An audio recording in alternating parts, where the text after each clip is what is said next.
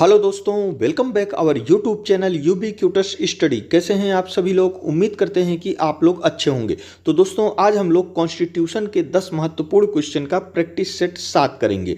तो आइए हम लोग शुरू करते हैं।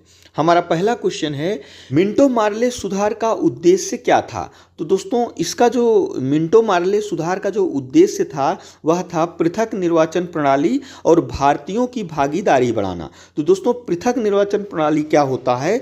यह प्रणाली दोस्तों ज़्यादातर अल्पसंख्यकों द्वारा जो है इसकी मांग की जाती है, क्योंकि दोस्तों उनको जो है कहीं ना कहीं यह लगता है कि उनके लिए सरकार में उचित प्रतिनिधित्व प्राप्त करना मुश्किल होगा। इसीलिए दोस्तों पृथक निर्वाचन मंडल में जो है इसकी जो मांग है वह सबसे पहले मुस्लिम लीग ने की थी। इसीलिए मिंटो मार्ले में जो है ब्रिटिश सरकार ने इसका जो है प्रावधान किया था। इसमें होता क्या है, इसमें जो है दोस्तों जो मुसलमान हैं वह अपने ही बीच के यानी कि किसी मुसलमान को ही अपना प्रतिनिधित्व जो है चुनते हैं।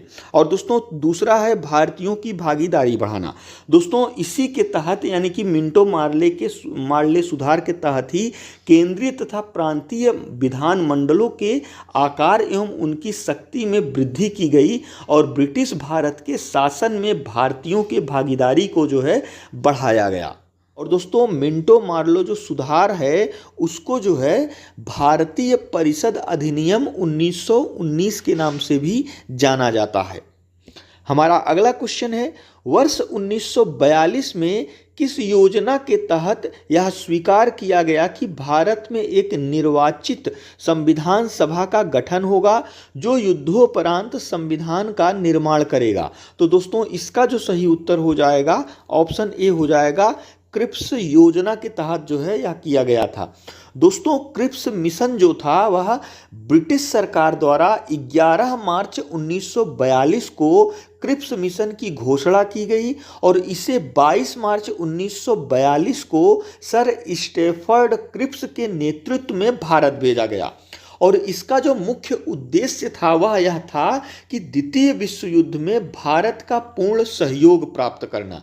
इसलिए दोस्तों ब्रिटिश प्रधानमंत्री चर्चिल ने भारत को यह लालच दिया कि यदि वह द्वितीय विश्व युद्ध में ब्रिटेन की तरफ से भाग लेगा तो युद्ध समाप्त होने के उपरांत भारत में एक निर्वाचित संविधान सभा का गठन करेगा।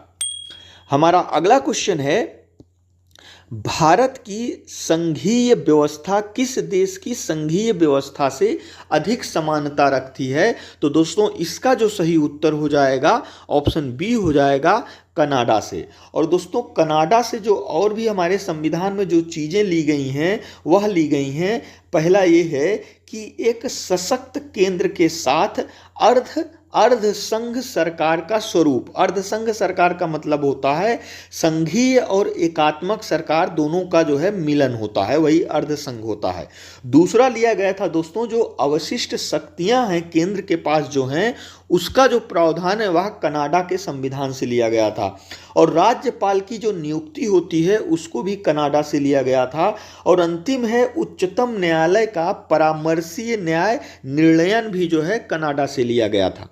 हमारा अगला क्वेश्चन है, भारतीय संविधान में समवर्ती सूची की अवधारणा ली गई है। तो दोस्तों जो समवर्ती सूची है वह ली गई है ऑस्ट्रेलिया से, यानी कि ऑप्शन बी इसका सही होगा। और दोस्तों ऑस्ट्रेलिया से जो राज्यसभा सदस्यों का जो निर्वाचन होता है उसकी जो प्रक्रिया है वो भी ऑस्ट्रेलिया से ली गई है।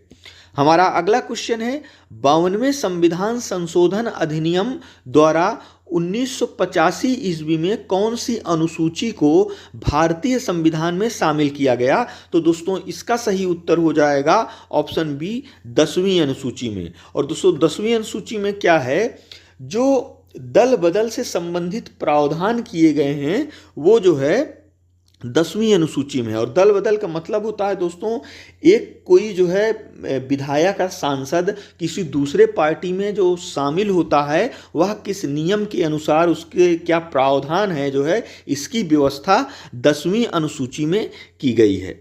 हमारा अगला क्वेश्चन है, भारतीय संविधान के किस अनुच्छेद द्वारा अस्पृश्यता यानी कि छुआछूत को समाप्त किया गया है? तो दोस्तों इसका सही उत्तर हो जाएगा ऑप्शन सी, अनुच्छेद 17 में। और दोस्तों अनुच्छेद जो 17 है और 35 संसद को यह शक्ति प्रदान करते हैं कि वह अस्पृश्यता के खिलाफ विधि का निर्माण करे, और इसी अधिकार के तहत संसद द्वारा 1955 में अस्पृश्यता निरोधक अधिनियम का निर्माण किया गया और 1976 में इस अधिनियम में संशोधन कर इसका नाम सिविल अधिकार संरक्षण अधिनियम 1955 रखा गया।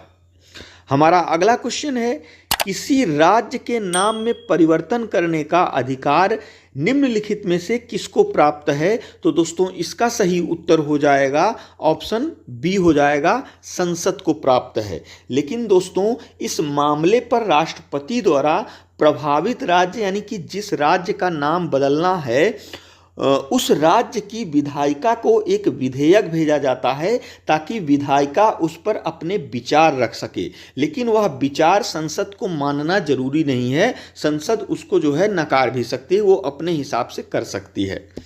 हमारा अगला क्वेश्चन है, भारतीय नागरिकता नहीं प्राप्त की जा सकती? तो दोस्तों इसका जो सही उत्तर हो जाएगा यानी कि जन्म द्वारा भी प्राप्त की जा सकती है, देशीयकरण द्वारा प्राप्त की जा सकती है, यानी कि कोई विदेशी आकर हमारे देश में कुछ साल यानी 10 साल तक प्रावधान है रह सके, यानी कि उतना दिन तक अगर रह ले तो वह जो है भारतीय नागरिकता प्राप्त कर सकता है। और किसी भूभाग के सम्मिलित द्वारा यानी कि कोई भी भूभाग हो उसको यदि भारत में मिला लिया जाएगा तो वहाँ के जो रहने वाले हैं वे भारतीय नागरिकता उनको जो है स्वतः मिल जाएगी। लेकिन दोस्तों ये जो डी है ऑप्शन, भारतीय बैंक में धन जमा करके, यानी कि यही वाला इसका जो है सही आंसर हो जाएगा। हमारा अगला क्वेश्चन है, भारत में उपराष्ट्रपति पद यानी कि ये उपराष्ट्रपति पद है वह जो है कैसा है? तो दोस्तों जो भारत में उपराष्ट्रपति का पद है वह संविधान में प्रारंभ से ही है, यानी कि ऑप्शन ए इसका सही हो जाएगा। हमारा अगला क्वेश्चन है, अस्थाई संसद भारत में कब तक अस्तित्व में रही? तो दोस्तों इसका सही उत्तर हो जाएगा ऑप्शन डी, 17 अप्रैल 1952 ईस्वी में। दोस्तों हुआ यूँ था कि 26 नवंबर 1949 को संविधान जो है बनकर तैयार हो गया था। उसी समय संविधान सभा द्वारा उस संविधान को अपनाया गया था, इसीलिए प्रत्येक 26 नवंबर को संविधान दिवस के रूप में मनाया जाता है। उसके बाद दोस्तों 24 जनवरी 1950 को संविधान सभा की अंतिम बैठक हुई और उसी बैठक में संविधान सभा के जितने सदस्य थे संविधान पर हस्ताक्षर किए। उसके बाद दोस्तों चूंकि उस समय इलेक्शन हुए नहीं थे, इलेक्शन होना था 1951 से 52 के बीच में, इसीलिए दोस्तों जो संविधान सभा है जबकि जो कि संविधान बनकर तैयार हो गया, इसीलिए संविधान सभा का काम खत्म हो गया। इसीलिए जो संविधान सभा है उसको अस्थाई संसद यानी कि अंतरिम सरकार के रूप में जो है उसको बना दिया गया संविधान सभा को, यानी कि जब तक जनरल इलेक्शन नहीं होते हैं तब तक देश जो है जो सरकार है वह जो है संविधान सभा ही चलाएगी, उसको जो है अब अंतरिम सरकार के रूप में माना जाएगा। तो इस क्वेश्चन में वही बात हो रही है कि अस्थाई संसद भारत में कब तक अस्तित्व में रही। तो दोस्तों 17 अप्रैल 1952 को जो है जनरल इलेक्शन खत्म हो गए और इसी दिन नई संसद का जो है गठन हो गया, इसीलिए उस दिन जो संविधान सभा अस्थाई संसद में परिवर्तित हुई थी उसको अब जो है समाप्त कर दिया गया। तो दोस्तों ये हमारा आज का 10 महत्वपूर्ण पॉलिटी के क्वेश्चन थे। जो हमारा आज का क्वेश्चन है वह है अल्पसंख्यक वर्गों के हितों के संरक्षण का संबंध किस अनुच्छेद से है? तो दोस्तों इसमें से कौन सा ऑप्शन सही है हमें कमेंट बॉक्स में जरूर बताइएगा। और दोस्तों यदि वीडियो अच्छा लगा हो तो हमारे चैनल को जरूर सब्सक्राइब करिएगा। और दोस्तों वीडियो देखने के लिए आपका बहुत बहुत धन्यवाद।